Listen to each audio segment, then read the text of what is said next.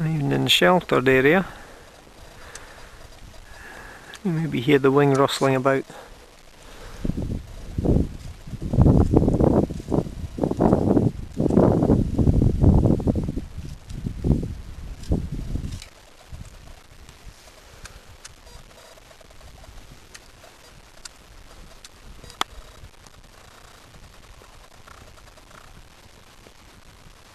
Down by the tree. Now, all things considered, not the sort of flight you really want to do.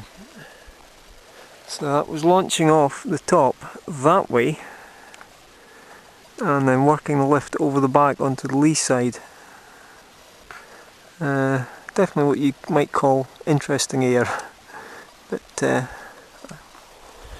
suppose it saves about 10 minutes walk, but I wouldn't like to do that an hour ago. Now it's not too bad, but definitely messy air. Yep, so it was flat cam when I landed, and you can probably just see now, that's the wing. We're just starting to catch a wee bit thermal coming through.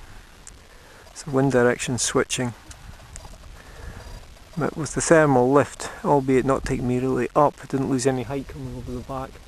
It was just a case of burn the height with a 360 here and get down. But definitely don't want to be low air time in doing this. Hike up to the top and then see if it's suitable for flying about a mile and a half back to the pickup.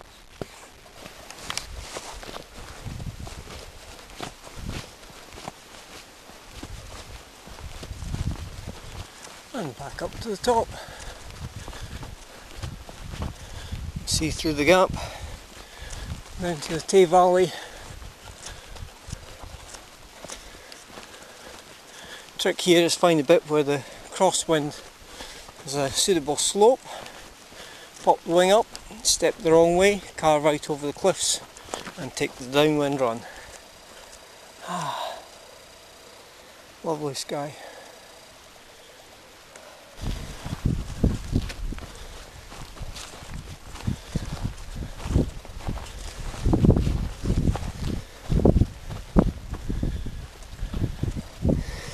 Dundee in the distance.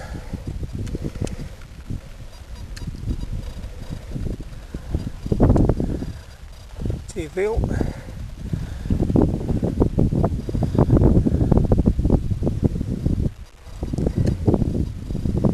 And the Hill Fort. Evening sun. And just past the sun, Shalvey in the distance.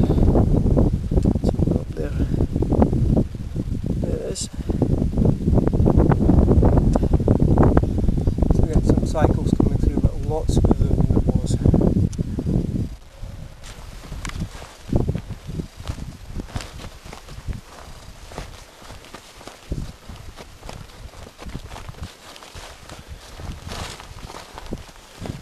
And the road, the power lines.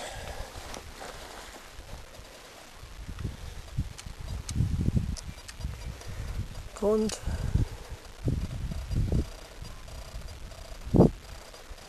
Some funky air off that wood. Got to hike a wee bit further along. Sometimes launch from here, but safer option. Get along to near the end there, and a better chance of gliding well clear of the wood and any air it's affecting, and down to the pickup. And you can always walk. Never any shame in that. Let's see what would happen to the air as it goes around here. You get a lot of changes in direction, swirling around depending on the conditions. Okay, now we've got an indicator. We've got 2 hawks up.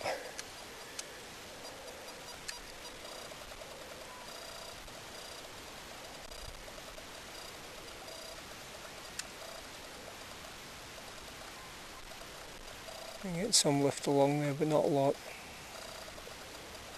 That's a good sign. Right.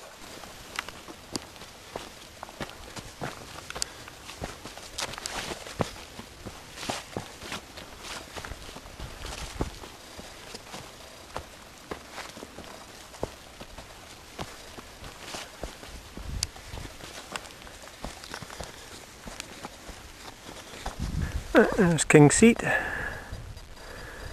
and Ballokeys Farm, and I can't make out the wind flag. But got a step cliff here, which always makes for a wee bit awkward launch. So I'm going to go off, out over the front, carve down wind. The alternative is down there. That's got less height and doesn't always have as good an airflow. So pop up the wing, see what it feels like, and if it's okay, launch from here. If not, hike a bit farther or even all the way. Right, get the gear out. Okay, now it's a bit lumpy to continue filming, that's the launch point. Camera shut down. Did the rear riser flare just as it passed over that wee hollow, and with probably a very slight tailwind component here. That's where the wing ended up.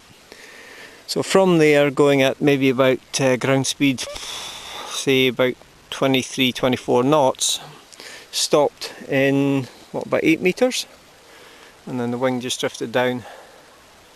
There's the power lines, short hike to the road, walk along, pick up the pickup, and launch point was way,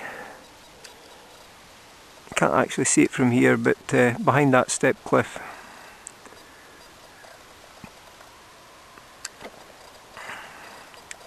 So it's not bad. The air actually smoothed out a lot as it came down. Just a very slight downslope breeze, but only half a knot, maybe not, on the landing area, but above there quite an extended glide, and that's not that steep when you go in cross slope. So it's probably getting about 10 to 1 on the glide there with the airflow. Right, and takeoff is up there, and not that much. It's probably a couple of knots tailwind, and at wing height that'll be a bit more. So rear riser flare to dead stick from that wee hollow. You can just see at the top of the screen to stopping there. Tailwind there. Let's hike up King's Seat.